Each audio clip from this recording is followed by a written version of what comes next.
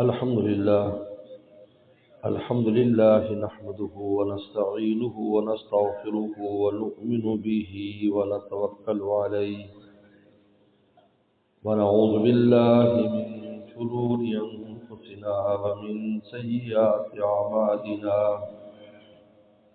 من يهده الله فلا مضل له ومن يضلل فلا هادي له ونشهد أن لا إله إلا الله وحده لا شريك له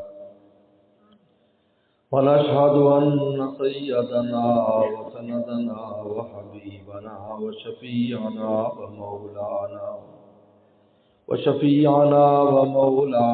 محمدا عبده ورسوله صلى الله تعالى عليه وعلى آله وأصحابه وبارك وسلم.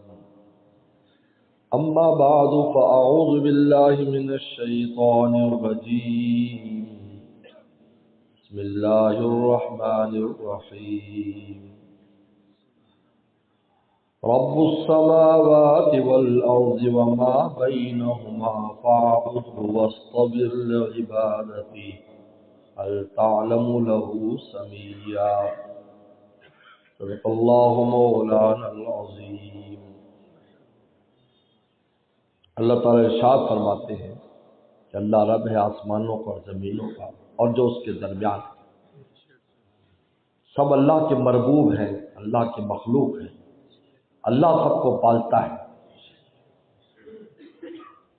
خواہ وہ حیوانات ہوں، جمادات ہوں، انسان ہوں، جنات ہوں، فرشتے ہوں،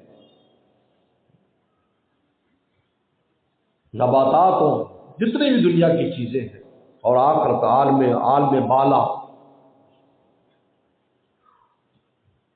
اور عالم سفلی زمین کا عالم، سب کا رب اللہ ہے. اب اپنی شان ربوبیت بیان کر کے ہم ایک حکم دیتے ہیں، فاعبد، اس کی غلامی کرو. فاعبدو، غلامی کرو. دیکھیں سب اللہ کے غلام ہیں. پورا عالم کفار سمیت اللہ کا غلام ہے. جب چاہتے ہیں جس کو بیمار کرنا اس کو بیمار ہونا پڑتا ہے، جس کو غریب کرنا چاہتے ہیں وہ غریب ہو جاتا ہے، اب وہ کافر کیوں نہ ہو.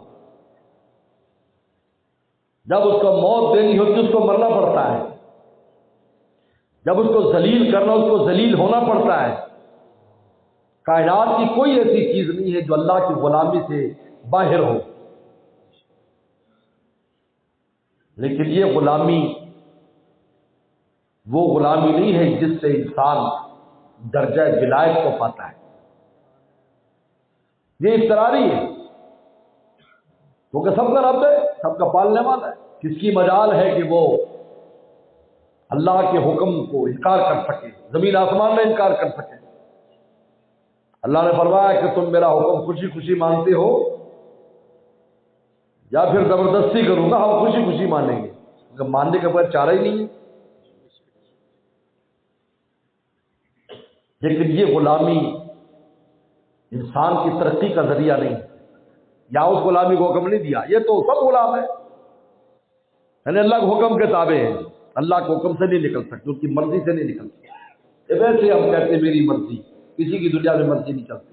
مرضی چلتی کوئی کافر مرنا نہ چاہتا، پھر کیوں مرتا ہے؟ کوئی کافر غریب نہ ہونا چاہتا، کہتا ہماری مرضی، ہم غریب نہیں ہوں گے. لیکن جب وہ غریب کرتا ہے، ذلیل کرتا ہے، کسی کو ہونا پڑتا ہے.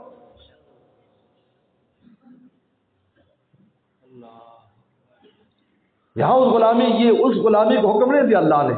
رب السماوات والارض کیا کر، یہ وہ غلامی ہے جو مومن بندہ اپنے اختیار اور مرضی سے اللہ کی کرتا ہے. یہ وہ غلامی ہے جس میں اس کو دونوں اختیارات ہیں، وہ کام کرے یا نہ کرے.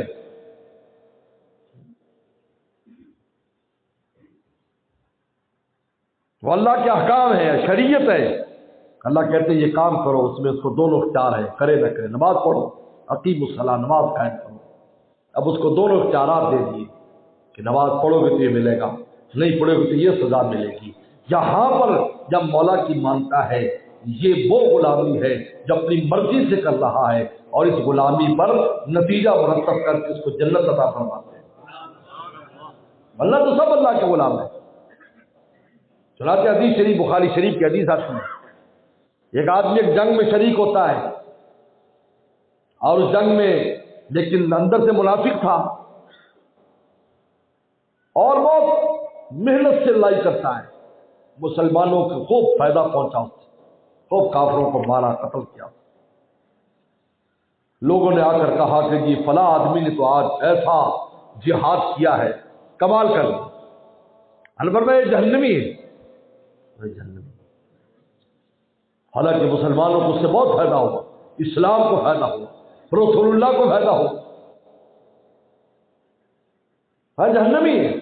صحابی فرماتے جب رسول اللہ کی بات سنی تو میں اس کے پیچھے پیچھے رہا کہ آخر اللہ کے نبی صلی اللہ علیہ وسلم نے بات فرمائی ہے تو اس کا رزلٹ دیکھنا چاہیے، انجام دیکھنا چاہیے، انجام کیا ہوتا ہے۔ یاد رکھو انجام پر فیصلہ ہوتا ہے۔ ہم جلدی کر لیتے ہیں، جلدی نہیں کرنی چاہیے، انجام دیکھنا چاہیے۔ وہ پیچھے میں چلا، وہ یہاں جا رہا ہے، وہ یہاں جا رہا ہے، اس کے پیچھے پیچھے، تو وہ زخمی ہو گیا۔ جب زخمی ہوا تو اس سے برداشت نہیں ہوئے زخم، اس نے اپنی تلوار اپنے سینے پر رکھی اور اس کے اوپر جھول گیا اور وہ تلوار اس کی پیٹھ سے نکل گئی، اس نے خودکشی کر لی۔ تو صحابی آئے، کہا کہ انک لرسول اللہ، آپ اللہ کے رسول ہیں، آپ نے جو بات کی تھی سچ ثابت ہوئی۔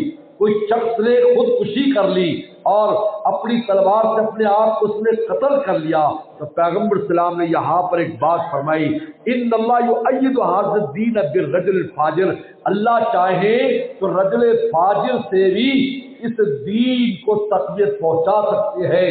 اس نے کتنی تقویت اسلام کو پہنچائی، لیکن رجل فاجر تھا، جہنمی تھا، اس لیے کہ سب مولا کے غلام ہے، دین اللہ تعالیٰ کا ہے، وہ چاہے جس سے چاہے اپنی دین کی تائید کرا دے، لیکن وہ رجل فاجر رہے گا، یہ نہیں کہ وہ باہر نکل جائے گا۔ اس لیے ہر آدمی دیکھے کہ میں جو نیکی کرتا ہوں اور کوئی بھی دین کا کام کر رہا ہوں، یہ دیکھیں کہ اس کا اور اللہ کا معاملہ کیسا ہے، یہ دیکھیں خلوت کا معاملہ کیسا ہے، خلوت کے بعد جلوت ہے، پہلے خلوت کا دیکھیں کہ اکیلے میں اللہ کے ساتھ کیا معاملہ ہوتا ہے۔ اگر اللہ کے ساتھ اس کا معاملہ صحیح نہیں، کتنا بڑا دین کا کام کیوں نہ، وہ اللہ مالک ہے، ہر غلام سے کام لے سکتا ہے، کون منع کر سکتا ہے؟ کتے سے بھی تو کام لیتے ہیں، تو کیا خیال ہے کتا سانپ بن جائے گا؟ کتا تو کتا ہی رہے گا، تمہاری چوکیداری کرتا ہے، تمہاری جان بچاتا ہے، تمہاری جانوں کی حفاظت کرتا ہے، کیا کچھ نہیں کرتا، اس کے اندر اپنی جان بھی دے دیتا ہے، لیکن ہے تو کتا۔ فرمایا وہ رجل فاجر ہی رہے گا، وہ جہنمی رہے گا، جہنم میں جائے گا، لیکن اللہ اس دین کو قوت پہنچانے قادر ہے کیونکہ مالک ہے۔ لیکن کمال یہ نہیں ہے، کمال وہ ہے جہاں میرا آپ کے اختیار ہے، جہاں میرا آپ کی مرضی چلتی ہے، وہاں میں اور آپ کیا کرتے ہیں، یہاں بات آتی ہے۔ اس لیے پیغمبر السلام نے جہاں پر اتق اللہ حیث ما کنتا، کہ اللہ سے ڈرو جہاں بھی تم ہو، یہ حیث ما کنتا کا لفظ استعمال کیا ہے کہ دیکھو ماحول کی وجہ سے اللہ کا ڈر پیدا نہیں کرنا کہ ماحول کی وجہ سے تم ایسی نافرمانیاں نہ کرو، گناہ نہ کرو، بلکہ یہ دیکھنا ہے کہ تم اللہ کے خوف کی وجہ سے اور اللہ کے استعداد کی وجہ سے اور اللہ تعالیٰ کی محبت کی وجہ سے تم اگر نافرمانی نہیں کر رہے، حیث ما کنتا، کہ جلوت خلوت اور خانہ کعبہ ہوگا، یورپ ہوگا، تم دنیا میں کہیں بھی ہوگے، ہر جگہ پر تم ایک ہی طرح رہو گے، تمہاری چال میں فرق نہیں آئے گا، اس لیے کہ تم جس ذات کے لیے کر رہے وہ ذات تمہارے سامنے۔ ورنہ انسان لوگوں کی وجہ سے نیکی کرتا ہے، برائیاں چھوڑ دیتا ہے، لوگوں کی، یا لوگ کیا کہیں چھوڑو، ایسا کام مناسب نہیں، اور یہ معتبر نہیں، تم نے میری ذات کے لیے تو نہیں کیا نا۔ یہی وجہ ہے کہ جب وہ خلوت میں جاتا ہے، جہاں ایسا ماحول نہ ہو وہاں اور کام کرتا ہے، جلوت میں ہوتا ہے تو اور کام کرتا ہے۔ یہ دلیل ہے کہ مولا کا نہیں کر رہا، ورنہ مولا خلوت میں بھی ہے، مولا جلوت میں بھی ہے۔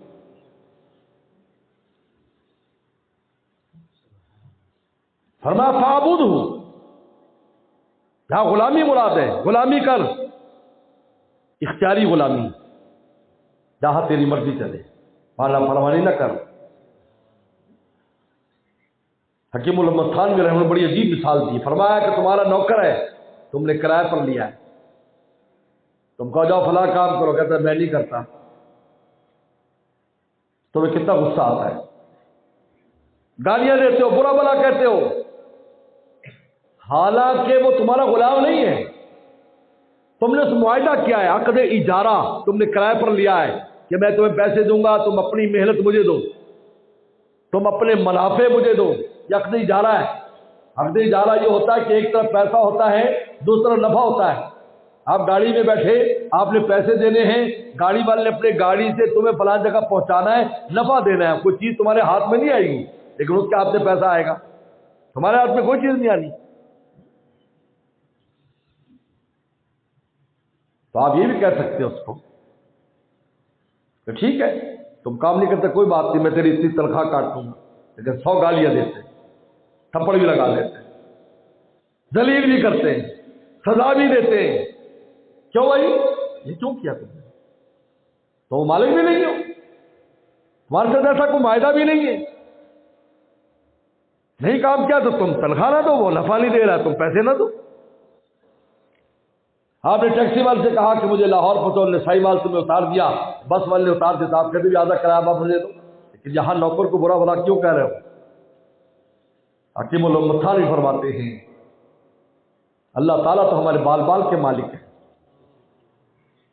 جو کچھ انہوں نے دیا وہ انہی کا دیا ہوا ہے، انہی کی دی ہوئی چیزیں ہیں، آنکھ اس نے دی، ہاتھ اس نے دیے، زبان اس نے دی، دل اس نے دیا، جسم اس نے دیا، مال اس نے دیے، کپڑے اس نے دیے، ہر شے کا حقیقی مالک اللہ ہے۔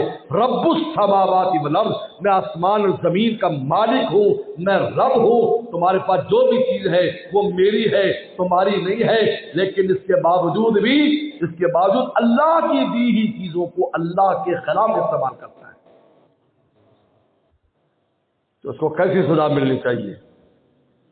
حضرت خان بھی فرماتے ہیں چونکہ ان کو مخلوق سے محبت ہے تو توفیق توبہ بھی دیتے ہیں اور انتظار کرتے ہیں۔ ہمیں تو محبت نہیں اپنے نوکر سے، کیونکہ نہ ہم اس کے خالق ہے، نہ مالک ہے، نہ ہماری رشتے داری ہے، اور گالیاں دے دیتے۔ حالانکہ اصولاً دیکھا جائے تو ہمیں کوئی کچھ، ہمیں بس اس کی تنخواہ کاٹ لے، بس چپ چاپ، ٹھیک ہے بھائی کوئی بات نہیں، تو کام نہیں کرتا، تیری آج کی تنخواہ جتنا کا بھی، لیکن یہاں کیا کچھ نہیں کرتے، کیا کیا سزائیں نہیں دیتے، دھکے بھی دیتے ہیں، بات پٹائی بھی کر دیتے ہیں، میری بات نہیں مانی تو ہے، تھپڑ بھی لگا دیتے ہیں۔ اور یہاں اللہ اکبر، بال مال کا مالک، جو کچھ ہمیں دیا ہے وہ ہے انہی کا، انہی کا سب۔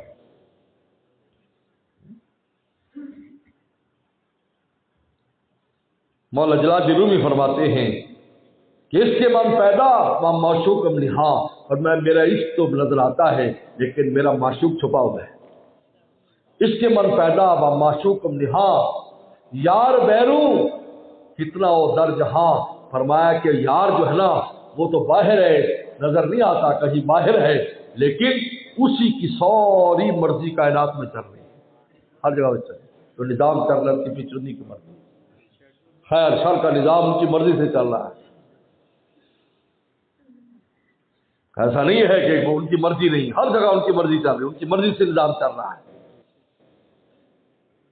کبھی ایمان والوں کو سزا دینے کے لیے غیروں کو مسلط کر رہے ہیں، پیچھے انہیں کا نظام ہے، جب خدا کو راضی کر لیتے ہیں تو وہی انہی غیروں کو غلام بنا دیتے ہیں، وہ غیر غلام بن جاتے ہیں، وہی پھر غلام بن جاتے ہیں، اور جب چاہتے ہیں، اس لیے بڑا مشہور واقعہ ہے نا کہ ہلاکو کی بیٹی، چنگیز خان اصل تھا، چنگیز خان کا بیٹا ہلاکو کی جو بیٹی ہے، بغداد میں ایک جگہ پر لوگوں جمع کر کے کہہ رہی، تم کہتے ہو ہمارا رب ہمارا اللہ، کہا کہ وہ اللہ ہم سے خوش ہے، کیونکہ یہ تاتاری لوگ بھی جو ہے وہ ایسی چیزوں کو مانتے تھے کہ کوئی غیب کی چیزیں، ایسی چیزوں کو مانتے تھے، لیکن شرک کرتے تھے، مشرک تھے، روحوں کو مانتے تھے۔ انہوں نے کہا کہ دیکھو وہ ہم سے خوش ہے، وہ جو تم کہتے ہو ذات ہے غیب میں، وہ ہم سے خوش ہے، اس لیے ہمیں حکومت دی ہوئی ہے، ہمیں تم پر مسلط کیا ہوا ہے۔ اب وہ یہ تاتاریوں سے تو لوگ بہت ڈرتے تھے. سر یہ عجیب حال تھا کہ 100 آدمی تتاری ایک جگہ مسلمان بٹھا جاتے اور کہا کہ بیٹھ جاؤ میں ذرا بھی روٹی کھا کے آ رہا ہوں. ان کو بھاگنے کی بھی ہمت نہیں ہوتی تھی. یہ حالات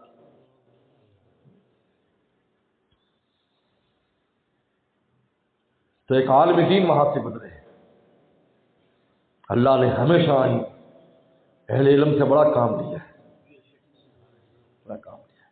کہتے پورا عالم اسلام کے علماء کو ان تاتاریوں نے ختم کر دیا تھا. اور یہ بڑے عجیب تھے. یعنی چنگیز خان نے کہا تھا کہ سب سے پہلے یہ جو علم والے نا اہل علم ان کو ختم کرو. سب سے پہلے دینداروں کو، نیک لوگوں کو اور علماء کو ختم کرتا تھا. عجیب بات ہے، تاریخ پڑھیں آپ. تو کو کہا کہ یہی مسلمانوں کو قوت پہنچاتے ہیں.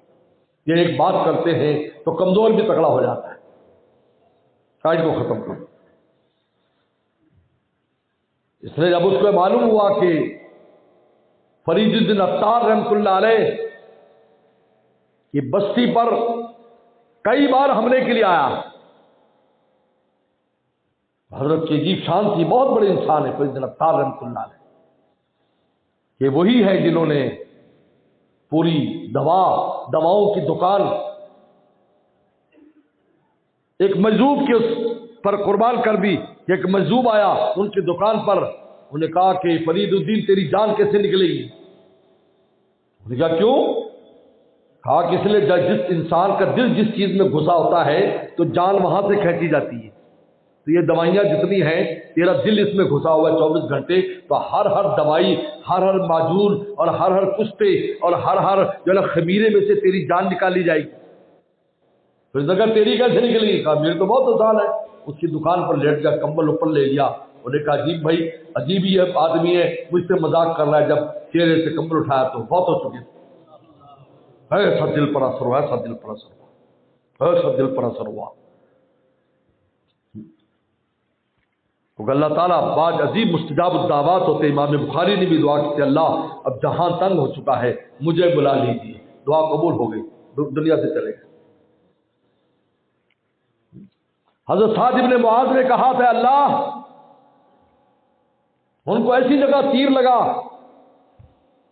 کہ چند گھنٹے میں اس کی وفات ان کی ہو جاتی. اللہ مجھے موت نہ دینا، میں یہودیوں کا انجام دیکھنا چاہتا ہوں جنہوں نے خندق میں رسول اللہ کو پریشان کیا ہے. مجھے موت نہ دینا. موت مؤخر ہو گئی، موت مؤخر ہو گئی. عجیب اللہ تعالیٰ کے بندوں کا خدا کے ساتھ عجیب معاملہ ہے، عجیب معاملہ ہے. فخر کر دیا اللہ مجھے موت نہ دینا، میں انجام دیکھنا چاہتا ہوں. چنانچہ عجیب بات ہے کہ ان قریظہ والوں نے کہا کہ سعد بن معاذ جو فیصلہ کرے اس پر ہم راضی ہیں. تو ان کو لایا گیا. بیمار تھے، چوٹ لگی ہوئی تھی، یہ شے رگ کٹ گئی تھی ہاتھ کی، اور کو بند کرنے کی کوئی صورت نہیں تھی. لیکن خون رک گیا جس دن یہ دعا کی. آئے ان کو لے گئے. پیغمبر صاحب بنو قریظہ میں 20 دن ہو چکے تھے. سعد معاذ کو لے آ گیا. کیا فیصلہ کرتے ہیں؟ آپ کے فیصلے پر راضی ہیں؟ انہوں نے کہا ہر باریک کو قتل کر دیا جائے، عورتوں اور بچوں کو قیدی بنا لیا جائے. تو سنا فرمایا ساتھ تو نے وہ فیصلہ کیا جو آسمانوں پر اللہ نے فیصلہ کیا.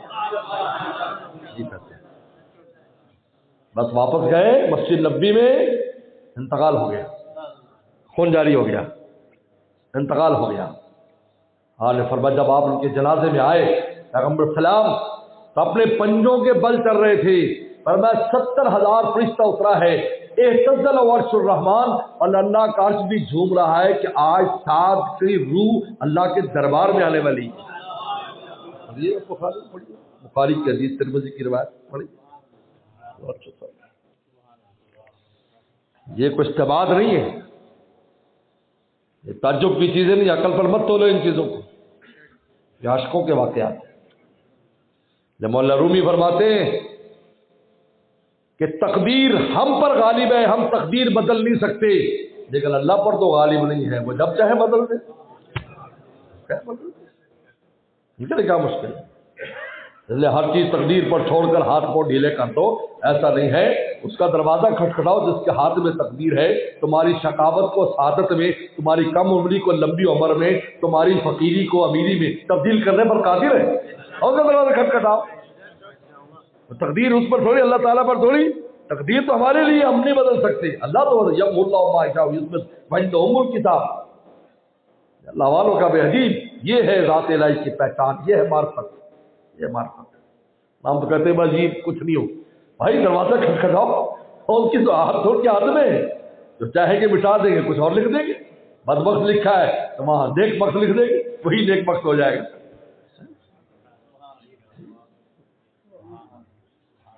بس وہ مجذوب، ہاں بس دل پر ایسا اثر ہوا، سب کچھ لٹا دیا۔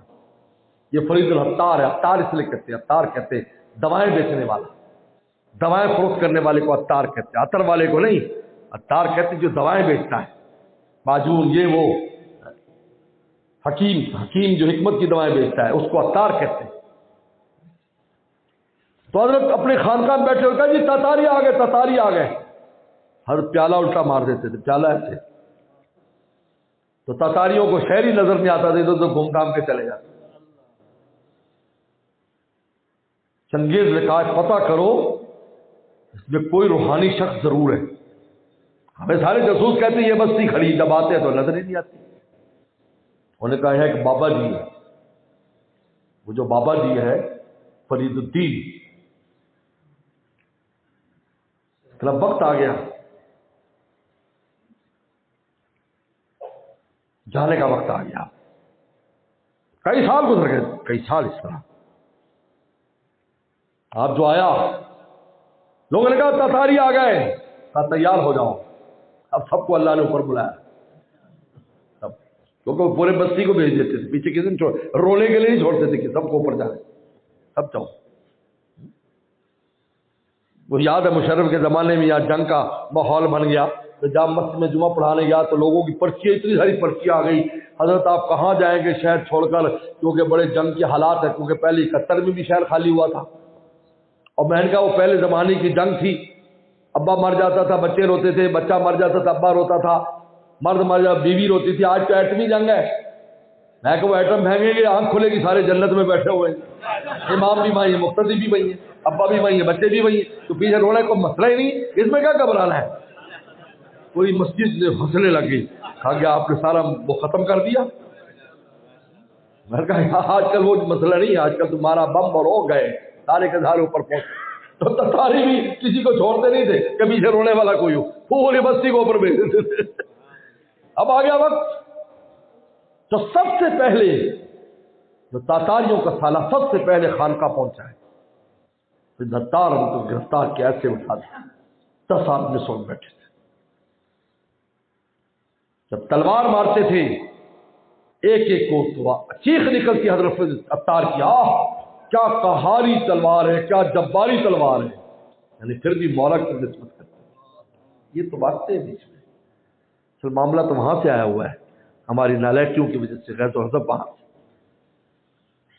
ہر قتل پر یہی کہتا کیا قہاری تلوار ہے، کیا جباری تلوار ہے، اور جب اپنی باری آئی اور تلوار مارنے لگا، کہا کہ کیا رحمت کی تلوار ہے کہ اپنے دربار میں بلا رہے ہیں، شہید ہو گئے۔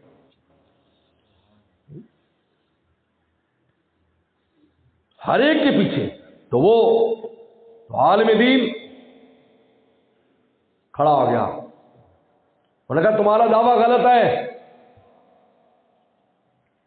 تم کتے ہو، کتے، کسان کتے پالتا ہے، جب کوئی بھیڑیں ادھر ادھر چلی جاتی ہے، بکریاں گائے ادھر چلی جاتی ہے تو کتے کو بھیجتا ہے، کتے بھونک بھونک کر اس کو ایک جگہ جمع کرتے ہیں۔ کہا کہ ہم بھی اللہ کی بھیڑیں ہیں جو اللہ کو چھوڑ کر بھاگ گئے، تمہارے جیسے کتے بھیجے ہیں تاکہ ہم اکٹھے ہو جائیں، جس دن ہم اکٹھے ہو جائیں گے تمہارا نام و نشان نہیں رہے گا۔ کہاں گیا نام و نشان؟ اسلام نے سب کو فتح کر دیا، سبھی مسلمان ہو گئے۔ تو مولانا رومی فرماتے ہیں عشق من پیدا و معشوق نہا، میرا عشق تو نظر آتا ہے لیکن میرا معشوق چھپا ہوا ہے، یار بیروں فتنہ و در جہاں، وہ یار تو باہر ہے لیکن اس کی ساری کارستانی اسی کی ہے۔ پھر دوسرا ایک بڑا پیارا شعر کہا، فرمایا کہ کارے زلف تست مشک افشانی اما عاشقاں، اے اللہ یہ جو مشک کے اندر خوشبو ہے یہ تیری زلفوں کی خوشبو ہے طرف، نہ خون میں کیا رکھا ہے، خون خوشبو دیتا ہے، خون میں کبھی خوشبو آئے گی نہ، پھر سے خون میں خوشبو آ گئی، یہ عجیب ہے۔ کارے زلف تست مشک افشانی اما عاشقاں، مسئلہ تیرا تہمت آہوئے چین بستان، لیکن عاشق کہتے ہیں کہ چین کے جو ہرن ہے یہ ان کے نافے میں سے نکلتی ہے، کسی مسلط کی وجہ سے بات کرتے ہیں، ورنہ دراصل یہ آپ کی مشک کی خوشبو ہے، یہ آپ کی مشک کی خوشبو۔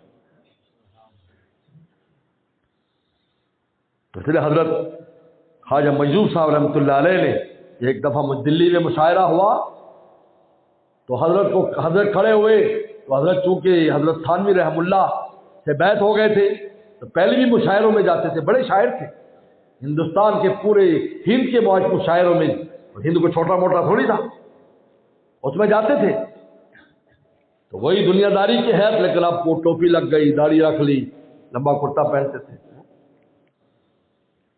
اس لیے ایک بار جب عدالت میں گئے تو وکیلوں نے بہت تمسخر اڑایا، وکیلوں نے کہا ان کو تو کسی مسجد میں مولوی صاحب ہونا چاہیے، یہ کلکٹر صاحب یہاں عدالت میں کیا فیصلے کریں گے، خوب شور مچایا،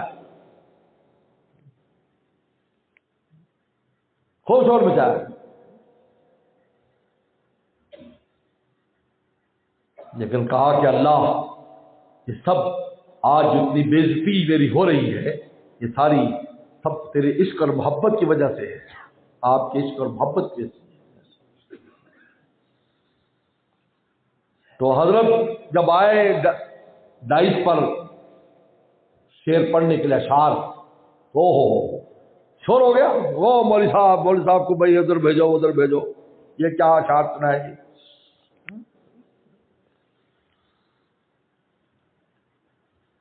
خیر بڑی مشکل سے چپ کرا، لوگ نئے تھے، نہیں پہچان رہے تھے کون ہے، پہلے اور ہے اس کی بعد میں اور ہے، تو حضرت کے اشعار کا جو پہلا مطلع ہے یہ نعت شریف کا ہے، نعت شریف پڑھی تھی، کٹھا چھائی ہے تو بے زلفے کھول اے ساتھی، یہ کٹھا چھائی ہے تیرے ہوتے ہوئے آسمان سے زمین شرمندہ تو ہو ساتھی، اگر آسمان یہ گھٹا لا رہا ہے، اللہ کے نبی آپ بھی ذرا زلفیں کھولیں، پھر دیکھیں آپ کی زلفوں کا یہ گھٹائیں مقابلہ کر سکتی ہیں۔ خواجہ ابو طالب نے کہا تھا وَأَبْيَضَ يَسْتَسْقِي الْغَمَامُ بِوَجْهِهِ ثِمَارُ الْيَتَامَىٰ عِصْمَةٌ لِلْأَرَامِلِ، یہ سفید چہرے والا وہ ہے کہ بادل بھی سفیدی ان کے چہرے سے لیتے ہیں۔ وَأَبْيَضَ يَسْتَسْقِي الْغَمَامُ بِوَجْهِهِ، استسقاء، پانی لیتے ہیں، پانی بھرتے ہیں، آپ کے چہرے اندر سے ثمار الیتامہ، یتیموں کا ماوا ہے، بیواؤں کا سہارا ہے۔ تو مولانا رومی فرماتے ہیں کہ یہ جو مشک کی خوشبو ہے، یہ مشک کی خوشبو اللہ، یہ اللہ تیرے زلفوں کی خوشبو ہے، ورنہ اس میں کیا رکھا ہے خون کے اندر۔ تو اللہ تعالیٰ کی دی ہوئی چیزوں کو جب بندہ اللہ تعالیٰ کے خلاف استعمال کرتا ہے، دی بھی اسی کی ہے، نعمت میں اس کی دی، آنکھ کی نعمت دیکھو، آنکھ کی نعمت، آنکھ کی نعمت میں عجیب بات ہے کہ یہ جو نور آ رہا ہے یہ ہر وقت پیدا ہوتا رہتا ہے، پیچھے سے اور آتا رہتا ہے اور آگے آ کے فنا ہوتا رہتا ہے، جس طرح بجلی آ کے بلب میں ختم ہوتی رہتی ہے، مسلسل پیچھے سے بجلی آتی رہتی ہے اور آگے فنا ہوتی رہتی ہے، اسی طرح مسلسل دماغ سے اللہ اس نور کو بھیجتے ہیں اور یہ نور ہم جب دیکھتے ہیں تو وہ فنا ہوتا رہتا ہے اور پیچھے سے ایک لمحے کے لیے بھی اس نور کی سپلائی نہیں رکتی۔ ایک فلسفی نے، مسلمان تھا، یہ آیت سنی، وَمَن يَأْتِكُم بِمَاءٍ مَّعِينٍ، اللہ تعالی نے فرمایا اگر ہم اس پانی کو زمین میں لے جائے، کون ہے لانے والا؟ اس بدبخت نے فوراً کہا ناتی بالمعول والمعین بماء معین، کہ کون یہ چشمے کا پانی کون لائے گا؟ اگر اللہ تعالیٰ زمین میں پانی لے جائے تو اس بدبخت نے کہا لاتی بالمعبل، ہم کدال لے آئیں گے، بل معین اور مزدور لے آئیں گے، ہم نیچے کھدائی کر لیں گے، اگر 9 فٹ پر سے 20 فٹ پر کھدائی کر لیں گے، 30 کی کھدائی کر لیں گے۔ جب یہ بات ہوئی رات کو سویا، ایک فرشتے نے زور سے اس کو تھپڑ مارا، اور تھپڑ مارا تو اس کی آنکھیں جاتی رہی، اور فرشتے نے کہا جا اب اس نور کو لیا، اس چشمے کے لیے لا بالمعبل معین، لا کدال سے یہ جو چشمہ نیچے سے جو نور کا چشمہ آتا تھا اس کو لے کر آ۔ صبح دیکھا تو وہ نابینا تھا، 1000 کوشش کی، جتن کیا، لیکن واپس نہیں آیا، اس لیے کہ سب ان کی مرضی سے ہے، پیچھے ان کی مرضی۔ اگر وہ توبہ کر لیتا تو آنکھیں واپس آ جاتی، کیونکہ اللہ کی ذات عجیب ہے، سبحان اللہ، معافی مانگنے پر ایسی خوش ہوتی ہے اور معاف کر دیتا، کیونکہ محبت ہے نا ہم سے۔ ہم تو اپنے نوکر کو معاف نہیں کرتے، اور فوراً معاف کر دیتی، کیونکہ ہم سے محبت ہے۔ رب السماوات، ہمارا رب بھی تو ہے نا، پالنے والا بھی تو ہے، پالنے والا بھی تو ہے۔ یہ حضرت موسیٰ صلی اللہ علیہ وسلم نے جب موسیٰ صلی اللہ علیہ وسلم پر قارون نے ایک عورت سے تہمت لگوائی اور پورے قوم کو جمع کر لیا، یہ بنی اسرائیل بڑے بے حیا قسم کے لوگ، یہ یہودی، نبیوں کے اوپر تہمتیں لگانا، نبیوں کو قتل کرنا معمولی بات تھی۔ تو دربار میں عورت کو لایا اور کہا یہ عورت آپ پہ الزام لگاتی کہ آپ نے ایسا کیا اس کے ساتھ۔ آپ نے کھڑا کیا، بتاؤ۔ اس عورت کا ایمان جاگا، ایمان جاگا، انہوں نے کہا نہیں ایسا کچھ نہیں ہوا، اس نے مجھے پیسے دیے تھے۔ موسیٰ علیہ السلام تو بڑا جلالی تھے نا، حضرت تھانوی فرماتے اتنے جلالی تھے کہ نبوت ملنے سے پہلے قبطی کو تھپڑ مارا تو آخرت میں پہنچا دیا، اور موت کے وقت حضرت اسرائیل السلام آئے جان لینے کے لیے تو ایک تھپڑ مارا، آنکھ نکال دی۔ وہ اللہ تعالیٰ کے بعد واپس گیا، اللہ یہ میری آنکھ جو ہے آپ کے بندے نے ایسی کی ہے، تو اللہ نے آنکھ درست کر دی اور کہا کہ جا موسیٰ سے جا کر کہے ایک بیل پر ہاتھ رکھ دے، جتنے نیچے بال آئیں گے اتنے سال بڑھا دیتا ہوں۔ تو موسیٰ علیہ السلام پوچھا اس کے بعد کیا، کہ اس کے بعد بھی موت ہے، کہا بس ابھی دے دو، جلال آ گیا۔ اللہ نے فرمایا موسیٰ تجھے زمین پر اختیار ہے، تو جو چاہے کام کر لے۔ نے کہا یا عرضی، یا عرض خذی ہی، جس کو پکڑ لے، بس فوراً زمین میں دھسنا شروع ہو گیا۔ انہوں نے کہا موسیٰ معاف کر دے، معاف کر دے، معاف کر دے، موسیٰ معاف کر دے۔ یہ قارون کہہ رہا ہے، کہا خذی، پھر وہ دوبارہ کہا اور نیچے دھس گیا، کہا خذی اور نیچے۔ فَخَسَفْنَا بِهِ وَبِدَارِ الْأَرْضِ، اللہ نے نبیوں کی کیسی شان کی حفاظت کی ہے کہ ہم نے قارون کو بھی دھسایا اور اس کے خزانے کو بھی، تاکہ بعد میں آنے والا کوئی بدبخت یہ نہ کہے کہ نبی نے اس کے خزانے پر قبضہ کرنے کے لیے اس کو دھسا دیا، کہا کہ ہم نے خزانہ بھی دھسا دیا اور اس کو بھی دھسا دیا۔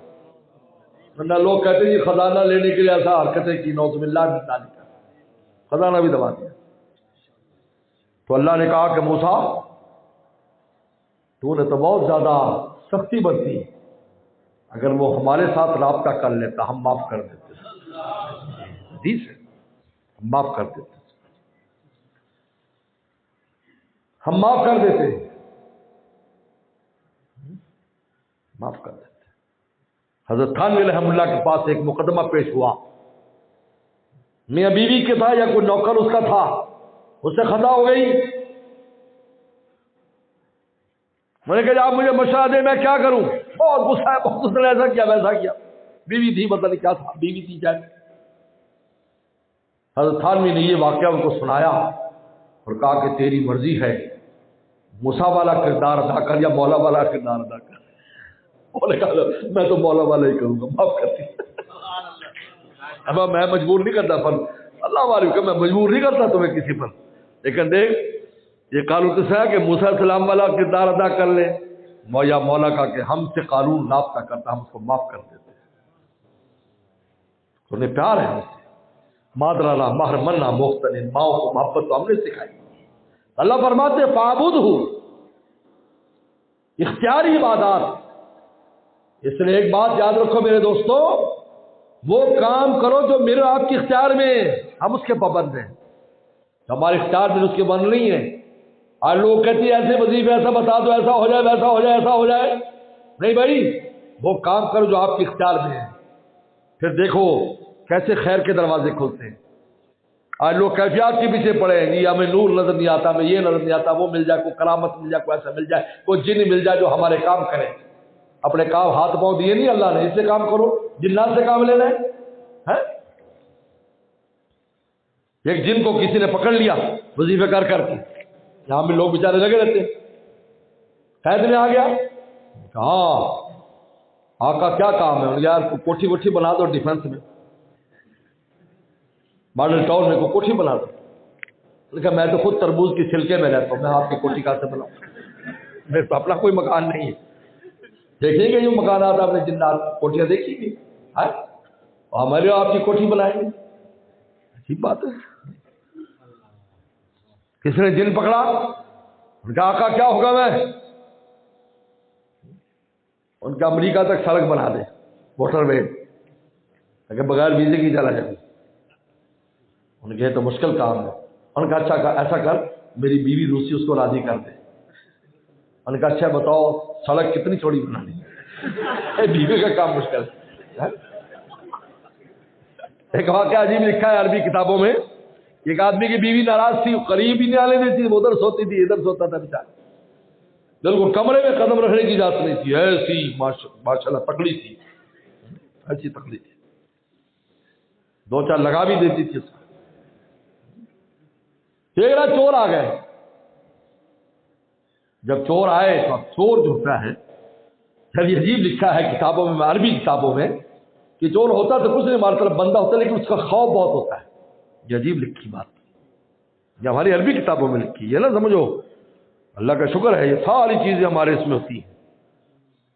میں نے دیکھا کہ چور کا خوف بہت ہوتا ہے رات کے اندھیرے میں. وہ بہت عجیب کا خوف ہوگا، پورا محلہ اٹھ جائے گا اور عجیب عجیب حرکتیں کرے گا. حالانکہ ایک بندہ ہے اتنا کمزور بھی ہوتا ہے کہ دو جھاپڑ مار دو. تو جب عورت نے دیکھا چور ہے تو دوڑتی ہو آیا، دوڑتی آئی اور اپنے بندے کو چپڑ گئی اس کے بستر پر. تو وہ کہتا وہاں سے، یار لے جا جو لے جانا ہے، بلکہ روزانہ آ کر.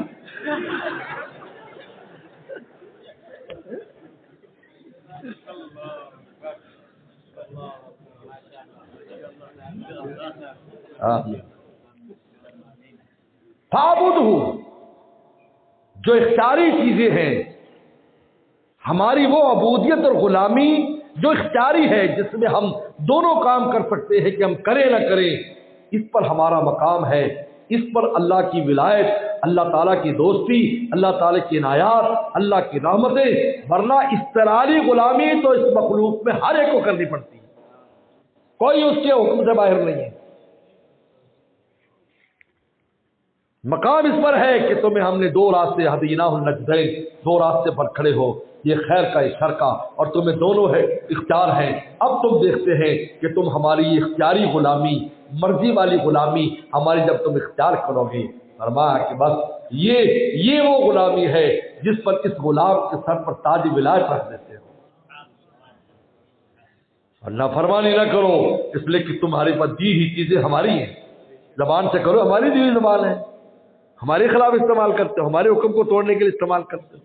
ہاتھ پاؤں ہمارے دیے، مال پانی ہم نے دیا، ہمارے خلاف استعمال کرتے ہو.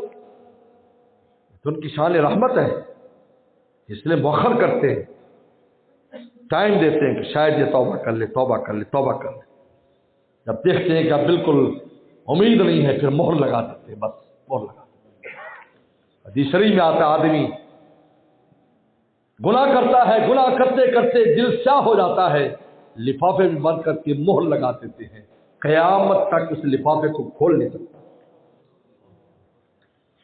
اور ایک آدمی نیکی کرتا ہے، گناہ سے بچتا ہے تب سفید نقطہ، نیکی کرتا ہے تب سفید نقطہ، نماز پڑھتا ہے تب سفید نقطہ، ہر وقت سفید نقطے لگتے لگتے اس کا دل بالکل سفید جب ہو جاتا ہے، اس کو پھر بند کر دیا جاتا ہے. قیامت تک اس دل کو کوئی کیا نہیں کر سکتا. یہ وہ شخص ہے، اب محفوظ ہو گیا، یہ بالکل محفوظ ہو گیا، یہ محفوظ ہو گیا. اچھا اللہ والے ان کو اتنا یقین ہو جاتا تھا کہ ہمارا انجام خیر پر ہے، اور ان کو ایسا یقین ہوتا تھا کیونکہ اپنے دلوں کو سفید کر چکے تھے، انہیں پھر کوئی خوف نہیں ہوتا تھا۔ انہوں نے کہا اللہ کے پاس جانا۔ دوسروں کے سلام، ہمارے والد صاحب کا انتقال ہونے لگا، ہمارے خالہ زاد بھائی سے کہا کہ تمہارے ابا کو تمہارا سلام پہنچا دوں؟ انہوں نے کہا ہاں جی پہنچا، ہاں کہ میری ملاقات ہوگی اور ان سے میں آپ کا سلام پہنچاؤں گا کہ تمہارے بیٹے نے سلام کہا ہے۔ دیکھو کیسا ہوا ہے، کیسا اعتماد، کیسا یقین ہے کہ میں ان کو تمہارا سلام پہنچاؤں۔ ایمان یقین ہے۔ صحابیہ کے بارے میں آتا ہے، صحابیہ کا انتقال ہوا، خواب میں اپنے بیٹے کو آئی تو انہیں کفن صحیح نہیں دیا، اچھا کفن دینا چاہیے تھا تجھے، ماں تھی۔ کہتے کفن کے اندر ہم کیا کہتے دیدی والے سے کفن لے آتے، ایسا نہیں ہے، زندگی میں جیسا کپڑا استعمال کرتا اسی کا کفن، اس لیول کا کفن ہونا چاہیے۔ سن لو کان کھول کر، سیدنا صدیق اکبر رضی اللہ عنہ کے زمانے کا کوئی واقعہ، حضرت کا واقعہ پیش کر دیتے ہیں۔ سیدنا صدیق اکبر لوگ بڑے لوگ تھے، لیکن اصل قانون یہ ہے جیسا زندگی میں استعمال، ورنہ متوسط ہو، امیدی والے سے جہاں مفت کا ملتا بلے آتے جی لٹھا پھاڑ دیو جی، یہ نہیں دیکھتا لٹھے کی کوالٹی کیا ہے، لٹھا تو گل احمد کا بھی ہے، لیکن اپن صحیح نہیں دیا تو نے، ناراض نہیں گھبرایا، ماما کیا کروں؟ کہا فلاں میری سہیلی آنے والی ہے، اس کے کفن میں رکھ دینے، میری اس کی ملاقات ہوگی۔ تو خبریں ہو جاتی ہیں، کیونکہ اوپر رہتے ہیں، اوپر کی خبریں مل جاتی ہیں، وہی خبروں کے پاس ہی رہتے ہیں جہاں سے خبریں آتی ہیں، اس لیے ان کو خبریں مل جاتی ہیں۔ بہت سے آ کر کہہ دیتے ہیں ایسا ہونے والا ہے، ایسا ہونے والا ہے۔ چلاتے وہ کہیں تو بیمار تھی، انہوں نے کہا خالہ جان اما جان یہ کفن میری اماں کے لے جاؤ، بہت بعد میں ملی، بہت خوش ہو گیا، اچھا کیا مل گیا کفن، اچھا کیا چلی بات نہیں ہے۔ ہاں کے معاملات دل سفید کر دیتے ہیں، جب دل سفید ہو جاتا پورا، اب ہمیشہ کے لیے اس کو محفوظ کر دیتے ہیں، اب اس میں تغیر تبدل نہیں ہوگا۔ بس میرے دوستو، اللہ مجھے اور آپ کو عمل کی توفیق عطا فرمائے۔ واخر دعوانا ان الحمدللہ۔